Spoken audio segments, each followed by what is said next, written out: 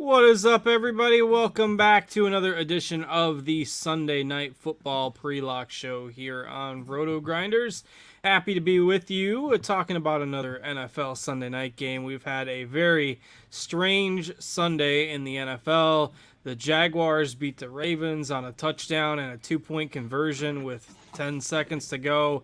The Chargers came back and beat the Cardinals in the exact same scenario. Touchdown and a two-point conversion with about 15 seconds to go. The Bengals held off the Titans. There were quite a few competitive games this afternoon. The Raiders just walked off the Seahawks in overtime with a long touchdown run. So it was a really exciting day of football. Of course, the game that they decided to show to the whole world with the Chiefs and the Rams wasn't a very good one, but still a lot of exciting games, and the NFL has kind of just been wild this year. I mean, nobody really looking completely dominant week in, week out, except, maybe the Chiefs and maybe the Eagles who play tonight. But even they have had their share of struggles over the last month or so. So we'll break down the game tonight from DFS and betting perspective. We got the Packers and the Eagles. I am Justin Van Zuiden, STL Cardinals 84. We've got Will Priester alongside. Chief, what's going on tonight? Nothing much, man.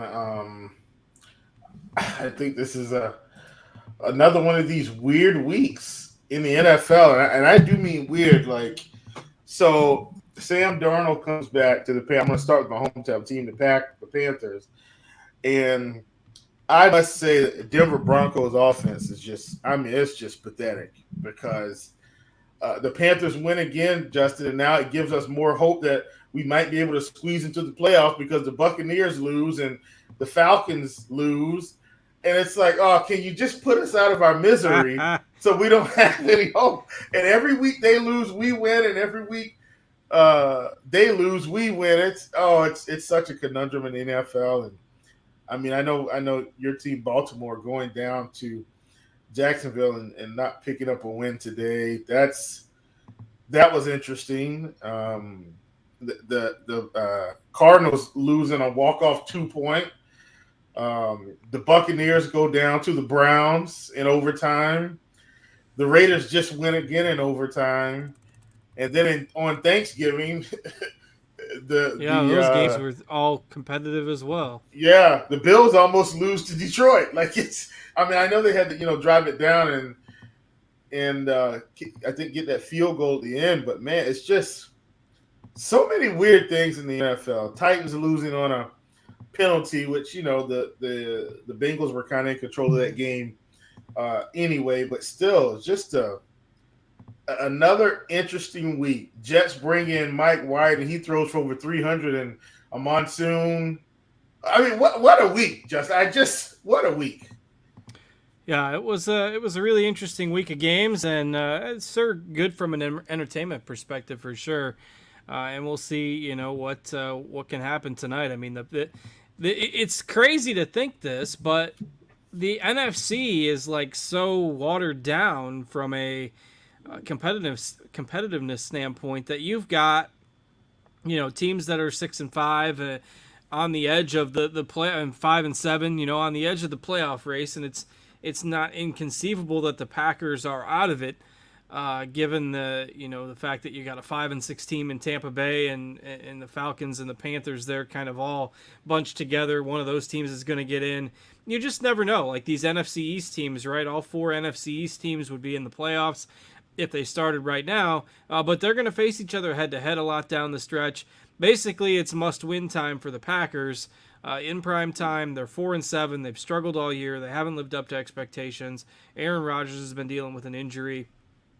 And they face off against an Eagles team that everyone was ready to anoint as the Super Bowl champions a few weeks ago. Then they go and lose to the Commanders. They barely snuck one out. Frankly, were probably lucky to win last week against the Colts. And so it makes this game a little bit unpredictable, right? How good are the Eagles? Even though they're 9-1, they've struggled the last couple games. Can the Packers kind of sustain the momentum? They go and beat Dallas, and then they lay an egg the following week. So we got the Eagles favored by about 6 here. I've heard some people say that they're surprised it's not more. But who knows? How good are the Eagles? How do you see this game kind of playing out in general from a game flow perspective? Do you think the Packers can hang with them tonight? Hang? I don't think so.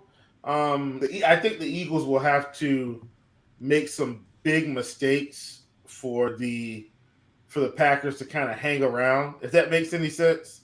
My thoughts are, I think the Eagles want to get back to come out hot, right? Come out hot, and then that way at the end of the game, they can kind of, I don't want to say cruise, but run the football, probably take the air out, get a victory, go home. Like that's that's kind of how I'm thinking about this game, and I think there's a little bit of weather in this game, Justin, like a little bit of light winds and some rain, I think.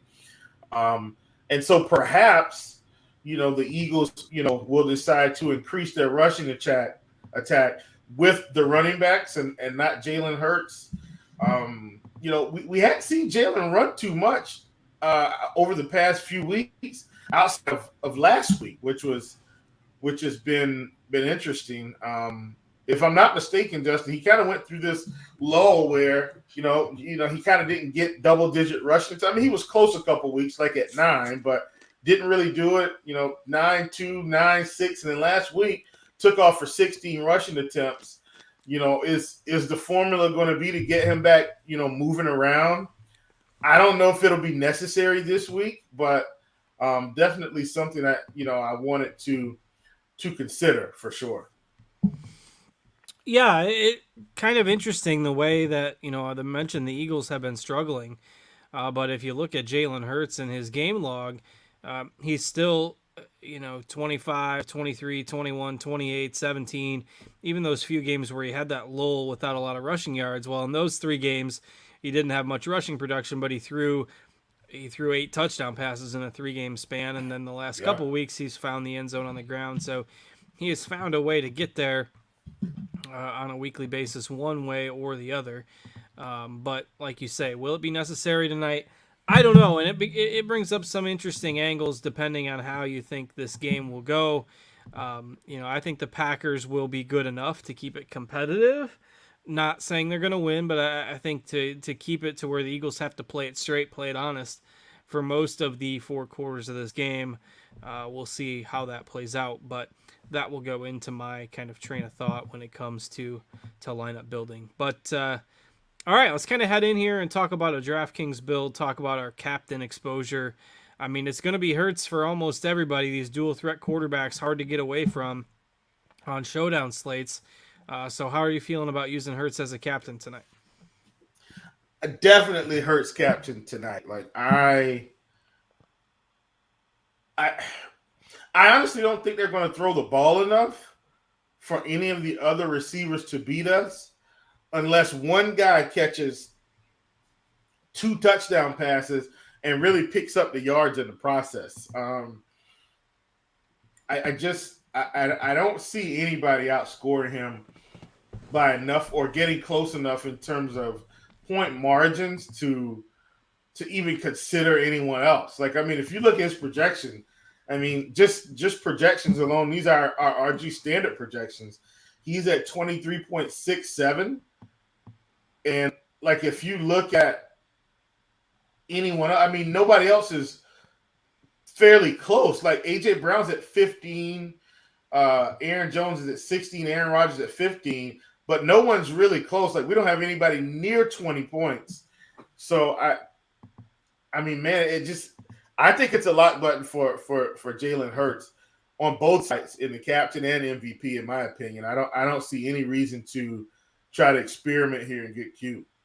I will say, I'm so sorry, Justin. No, all right, go ahead. I will say, I think unless you're going with the rushing game script and Miles Sanders vultures 2 touchdowns, like if that happens, like Hurts is close, but maybe Miles Sanders is optimal in the captain. You know what I mean? Like, he's going to have to vulture 2, I think, to even get close to passing Hurts.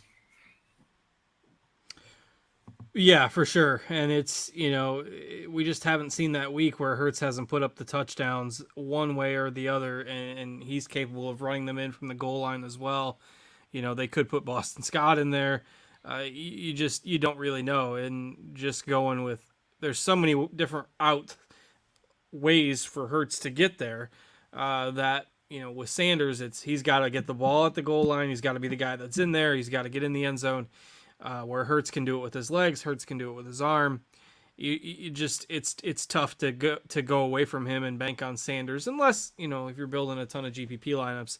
I understand doing that in some of them, but otherwise Hurts appears to be that guy. It just doesn't make sense to use a Philly receiver because then you'd need the receiver to get most of that production. And again, they don't do it with passing volume generally. Hurts can do it with his legs. Or they can spread the ball around. So I think if you are looking to be contrarian, you mentioned the Sanders angle. I think that's one you could take in GPPs.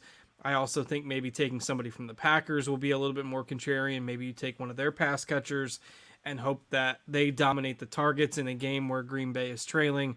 Whether you think that's Watson who keeps it up or Lazard, I think you could go there with your captains if you wanted to. Otherwise, Hurts is the guy that's certainly going to dominate exposure there. So, do you think both quarterbacks land in an optimal lineup tonight? Like Hurts at captain and then Rodgers in the flex?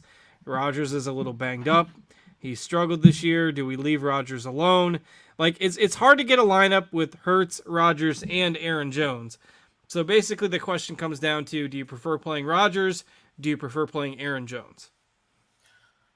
I mean, the way this Philly run defense has been overall, I think you just stick with Aaron Jones, take the slight discount and plug him in. And that's I don't have anything against Rodgers. Like for Rodgers to get there, he's going to have to throw touchdowns.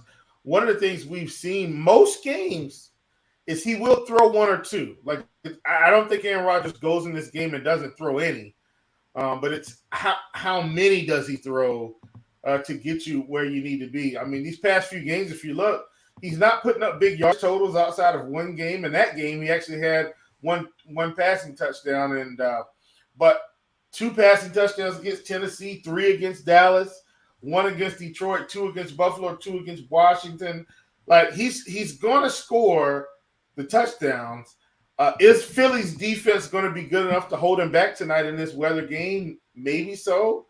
But if I had to side between one or two, I think I go with Jones and just keep attacking this Philly run defense. But I don't feel great about it. Yeah, I'm kind of landing that way now. I was kind of treating it the opposite a little bit earlier, but I think I feel that way now. And Jones has gotten enough targets in the passing game in games where they've been behind. And even the game against Buffalo where they were down a bunch of receivers and they fell behind early in the game, he still got 20 carries there.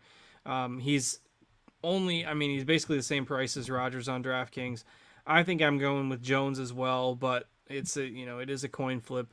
We've got Jones projected at 16.1, Rodgers projected at 15.2 fantasy points. You mentioned the Sanders angle. I like the angle of him potentially as a captain in lineups where you don't want to play Hurts. Otherwise, I have a tough time getting behind Miles Sanders. The guy has 3 total targets the last 5 games. He's got 3 rushing touchdowns in those games. No 100-yard rushing games. No 20-carry games.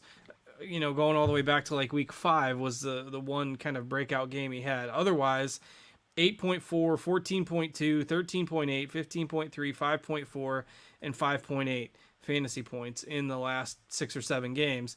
Miles Sanders has made a career out of trolling the DFS community whenever he's been popular. Like I say, if you want some lineups where you're not going to play Hurts, then throw Sanders on there. Otherwise, I'd never feel great about rostering this guy, and it's not like he's going to catch a bunch of passes. Boston Scott could vulture some goal line carries. Gainwell could be used in the passing game. It's just not great for me with Miles Sanders. And Dylan, in this type of game script, don't love him. I'm having a tough time getting to any of the other running backs really in this game. Yeah, I mean, I think maybe if you played another one, maybe you're banking on Kenneth Gainwell catching a couple of dump offs, but that's really reaching here. like the peripheral pieces in this game are very uninspiring this week. If I was going to play anyone for sure, it would be AJ Dillon. Like he does have a real role with the team, and I'm not saying Kenneth Gainwell doesn't have a real role, but if I had to choose between him and AJ Dillon's going to get a lot more touches than Kenneth Gainwell straight up in most games. And AJ Dillon does have some touchdown equity. I mean, if they get around the goal line, maybe they let the bowling ball try to bust through the line there and get in the end zone. So, Aaron Jones would be my favorite, then Miles Sanders, then A.J. Dillon. I probably feel pretty comfortable fading Boston Scott and Kenneth Gainwell. Even in showdowns, I don't like to play everyone, and, perhaps that's to my detriment. But I'd almost rather play the cheap, non-impactful guys than to play a guy like Gainwell at 4,400 to soak up some salary and he just do nothing. Yeah, it's just tough when you barely see the guys on the field, and well, there goes that one. Just a tough sell for me as well. So not a lot of exposure to the other running backs in this game for me. Any Dillon interest for you? Yeah, Dillon would be. Dillon would for sure be, the one other running back that I would have interest in. Like him a lot for sure. All right, let's talk about some of these pass catchers. If we talk about the Philly side, you've got A.J. Brown, you've got Devontae Smith. Brown is also tough to fit in these lineups with Hurts and Jones. Devontae Smith fits a little bit better. You've got Quez Watkins, Zach Pascal maybe operating as the fourth receiver. But again, not a team that often does it a lot on throwing volume. So what are your thoughts on the Philly pass catchers? Yeah, I think this is where you probably make your money. And I say that, like, one of these guys is probably going to have an okay game. Now, which guy is that? Your guess is as good as mine. But what I would say is, this is where I would probably get a little bit different. Like, instead of me playing somebody like Gainwell, I probably just take a shot on a Zach Pascal. Take a shot on, which people are going to play Quez regardless, but I just take a shot on, some of these cheap guys. What if Britton Covey returns a kick today? I don't know. Like, I just rather do that than Kenneth Gainwell and he do absolutely nothing for me tonight. So, I don't have to really sell you on A.J. Brown. He's the number one receiver in this offense. Once again, I'm not expecting them to, have an air raid attack tonight, but he could catch a deep bomb and be in for a score here pretty quickly. Same thing for Devontae Smith. Both of these guys have good, yard after catch ability and can get in the end zone. So,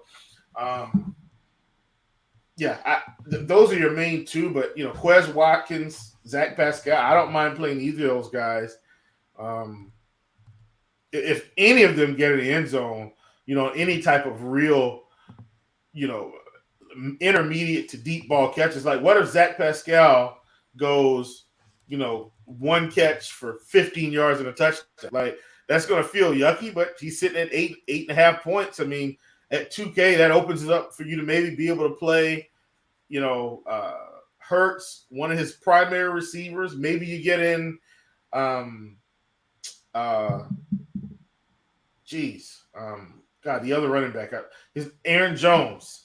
Maybe I was about to call him Hank Aaron. I knew that wasn't the case, but maybe you get in Aaron Jones as well.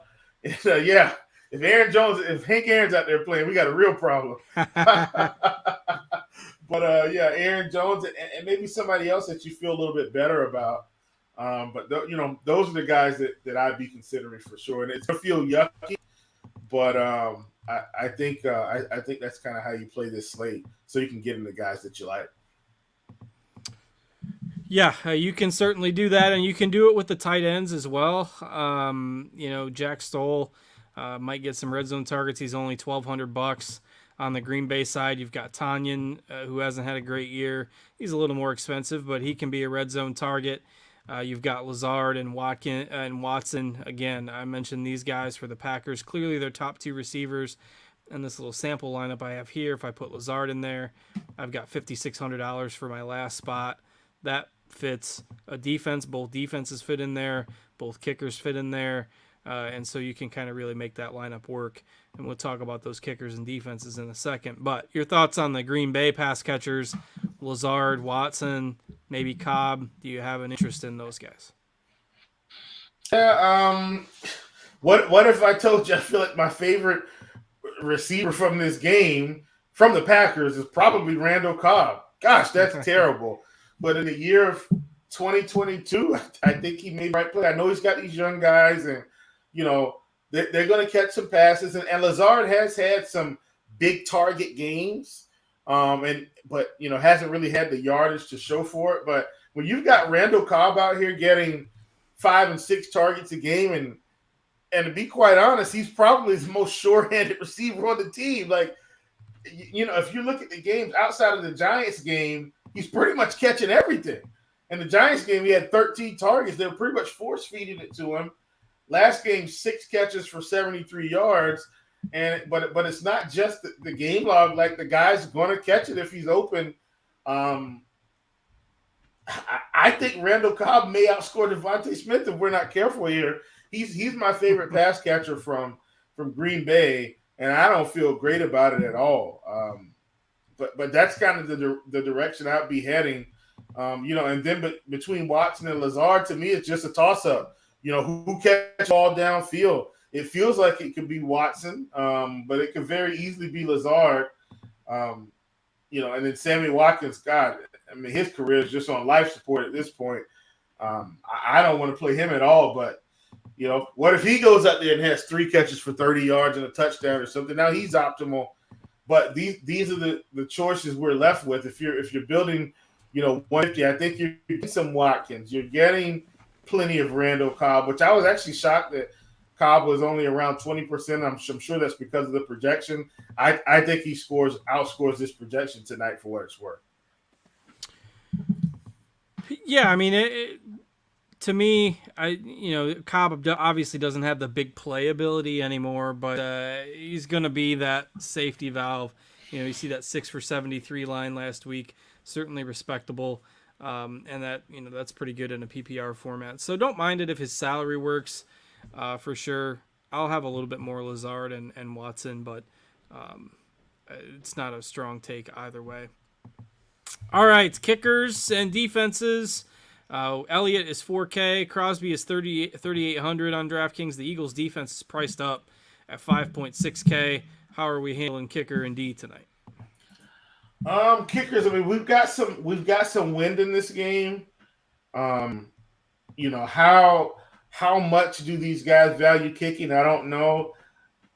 I still think you need to play them. Like, the kickers could outscore some of these cheaper guys.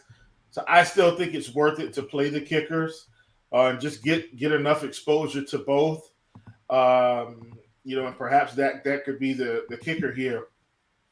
The Eagles and Packers, what a defensive price disparity here, or price gap rather, where the Eagles are 56, Packers are 32. I think that was the big, I guess kind of the thing that stuck out to me, probably more than anything else on this slate. We're really valuing the Eagles defense to really shut this Packers defense down. And I think that's what the salary disparity is showing us. Like, they're expecting the Eagles to essentially handle the Packers here. Anything can happen in the NFL, as we've seen over the past few weeks. Jalen Hurts is capable of throwing a pick six. He's capable of fumbling the ball in the backfield, and anybody is capable at defense of picking it up and running it in. So I think the price gap is too big here. I'm more inclined to fade the Eagles defense and actually play the Packers defense. But it's one of those ugly showdown slates where here's how I think I get to the Eagles. If I get to the Eagles defense, I feel like I'm playing Hurts, Sanders, Eagles defense. Like that's how I feel like I'm playing that, because if that's the case, the Eagles have really shut this team down, and the highest scores essentially should be Sanders and Hurts, because They're running the ball, controlling the clock, and Hurts has probably already done his damage in the first half. Those are my thoughts. If I'm going to play the Eagles defense. Yeah. And I mean, I think they are a bit contrarian just because of the price. I don't hate the Packers defense in some GPP builds. They were supposed to be this elite unit this year. Hasn't really turned out that way, but they've got some talent on that side of the ball, so don't mind them in GPPs as well. All right, so we'll get ready to pivot it over to FanDuel here. We've got about 9 minutes or so left until lineup lock. But just as an FYI, if you haven't heard of Stat Hero, check them out. It's a unique fantasy sports platform which allows users to compete only against the house and not against the other players in the contest. You can participate in head-to-head style contests where Stat Hero provides a lineup that you try to beat with your own, and then pick'em style contests as well. You can also check out the Big Dime League, a season-long NFL leaderboard contest with up to $50,000 in prizes, which you can enter all season long. Use promo code GRINDERS. That gets you a 50% deposit bonus up to $250. You can jump into the action today. Will, what do you like on Stat Hero, and what else do you like for props tonight? Yeah, man. So on Stat Hero tonight, and I was shocked. They pretty much gave us Hurts versus Rodgers straight up in terms of passing yards. I'm just going to take Hurts tonight. I think, no matter what, I think he outscores Rodgers. I do think the Packers offense will be slowed down some. We've seen Rodgers really kind of struggle in the first half of this season in most games, like not even getting past 100 yards, where Hurts and the Eagles offense typically excels in the first half, most of the season. And then kind of tails off at the end as they just try to close the game out. I'm taking Hurts straight up here. I definitely think that's the path to success. And then as a result of the weather in this game, so Jalen Hurts in this offense, they don't throw the ball a ton already. And so we're getting Jalen Hurts at 28.5 pass attempts. Hopefully this doesn't come back to burn me tonight in a weather game, but I'm going to take the under here, Justin, 28.5. I think he's only passed that maybe once in the past 5 games or something. And let me check that to confirm. I don't want to lie to the people. In fact, Justin, the last 5 games, he hasn't passed it at all. The most he's had is 28 attempts. Now, he's still hanging around 25, 26, but, he's averaging about 26 over the last 5 at 28.5 in a game that, like we said, should have some weather here. I'm inclined to take the under, and then I'm kind of doing the same thing with A.J. Brown and his targets. He's had 2 games out of the past 5, one at 8 targets and one at 11. Past 3 games, though, against Houston, Washington, Indiana, 7, 4, and 6. And, because I'm dialing back the passing attempts here, thinking that they won't throw it as much, I'm also going to take the under correlative play with A.J. Brown at 7.5 targets. I'm taking the under there as well. Another one that I somewhat like for the game, and this is just more of a lean. This isn't a hard prop that I'm really getting into here, is Aaron Rodgers at 2.5 rushing yards. I'm inclined to think he may have to run a little bit tonight. I think the Eagles defense will be able to get some pressure, and I think especially when you got a guy like Darius Slay who may man up a little bit in the corner. I think it just takes one drop back for him to look out and see that everybody's got their back turned. He gets a little quick rush in, slides, and we've got our prop. So that's, like I said, that's more of a lean, just kind of trying to determine how the defense is going to play in game script. 2.5 rushing yards for Aaron Rodgers, not something he does a whole lot, but we've seen games where he's run a little bit. So I'm going to take the over at 2.5. I can see it now. He's going to get to like 4, and then the Packers are actually going to get a lead in the game. He's going to have to kneel down a couple times at the end, and it's going to back him up to 2, and then that'll be just a horrible beat. That's like taking the Tom Brady half rushing yards prop, and I don't take it because I already know the minute I take it and take the under, he's going to quarterback sneak it. And we were kind of joking about that in the prop shop today. And, of course, a couple of guys took it at, under a half yard. And lo and behold, he gets that quarterback sneak for 2 yards. And then you're like, ah! The old Brady sneak. All right. FanDuel, I mean, not a whole lot that's different in terms of salary structure. I think Tanyan is a little bit cheaper on FanDuel. And the FanDuel cap is actually a little bit tighter tonight. You definitely have trouble getting Hurts and Rodgers together in the same lineup. Aaron Jones is 2K cheaper than Rodgers, and yeah, it's a half-point PPR, so it maybe limits the pass catchers a little bit. And, Jones is a pretty good pass-catching running back. But it is tough to fit Hurts and Rodgers in there together, but you also don't have the salary multiplier for the MVP spot, so that's why you see huge projected ownership on Hurts in that MVP spot. What are some of your thoughts kind of here on the FanDuel build tonight? Yeah, man, and that's why I wanted to kind of attack that early and get those thoughts out there. Like, I think it's Hurts or bust. Just lock Hurts in MVP, and then you can kind of build, however you think your game script is going to go. But I definitely think that's the way to play this slate. Like, you take Hurts in your MVP slot. He should be the highest fantasy point scorer on this slate. And then, like I said, I think you just kind of go with, how you think the game script is going to go. Even if Green Bay is behind in this game, I still think the Eagles defense may be able to get off enough here to get rolling. So, I'm not a big fan of Rodgers on either of the sites tonight. I think I'm going to be more invested in, Aaron Jones and Hurts, Sanders, and then, a couple of his pass catchers. I definitely think I'd be, even on half-point PPR, I feel like I'd be more into Randall Cobb than any of his other pass catchers, even on FanDuel. All right. Let's see. So somebody in the chat asked, would you play Pittman or Watson? And I presume this is in either a primetime slate or just their season-long league because Pittman is playing tomorrow.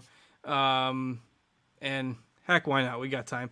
Would you play Christian Watson over Michael Pittman either in a 2-game primetime DFS slate or in a season-long league? I think I'd take Pittman straight up. Yeah, I would too. Watson's been great the last couple of weeks, but the 5 touchdowns, I mean, it's just tough to bank on that. Like, I think the ceiling is there, but Pittman is more established, and that's actually a winnable game for the Colts tomorrow. So yeah, Pittman with Matt Ryan is way better to me than Aaron Rodgers with Watson. Now, if Pittman didn't have Matt Ryan, he still had Sam Ehlinger, it might be a little closer. But with Matt Ryan back at quarterback, I think you go with Pittman no matter what. I would agree. All right, and then here's Tanyan is only 7K on FanDuel, so he's 2K cheaper than the defenses, and 1,500 and 2K cheaper than the kickers. So Tanyan gets a little bump over there. The Packers pass catchers are a little more expensive, except for Cobb, who is only 8K, so he could potentially be used as a value piece to round out your lineups as well. Derek is asking, DraftKings GPP, Tanyan or Dillon? I already have Jones. So in a lineup where you already have Jones, would you play Tanyan or Dillon? Man, I think I'm still going Dillon. I know Tanyan has probably a little bit of touchdown upside, but I think Dillon and Jones is more different than Jones and Tanyan. Yeah, Dillon and Jones together is definitely different. I always usually hesitate to do that, though that's probably more of a bias on my own end because the Packers have used them together maybe a little bit more, at least getting them both involved in the same game a little bit more this year. All right, we're down to less than 30 seconds or so to go before lock. Pretty much wraps it up here. Kyrie wants to know, up 125 to 119. He has a Philly kicker and defense. Do I have a chance? Probably not. I think the Philly defense plus the kicker are going to get 6 points. Together. It would require a pretty good break for them to not get 6. Yeah, I mean the Packers would literally have to score 3 or 4 touchdowns to erase the defense completely, and I definitely think this defense is going to get some sacks.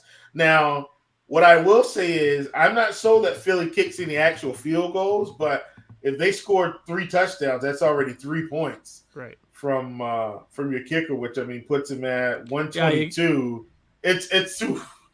You gotta hope that they miss the extra point on the first one, and so then they go for 2 the next time, try to get that back, and then the Packers score 30 points, and Hey, maybe it's a 1% shot. Maybe that'll keep you interested in the game tonight. But in any case, that will wrap us up. We are at Lineup Lock. Thanks for hanging out with us, everybody. We'll be back tomorrow night with our usual NBA content here on RotoGrinders. Check us out, rotogrinders.com. Also, check us out, scoresandodds.com, for all your sports betting needs. Tons of great content over there, and we've got you covered here at RotoGrinders and Scores and Odds. So have a great rest of your Sunday evening, everybody. Thanks to Will for joining me. Thanks to Steve for producing behind the scenes as well. I am Justin, and we will catch you later, everybody. Take care.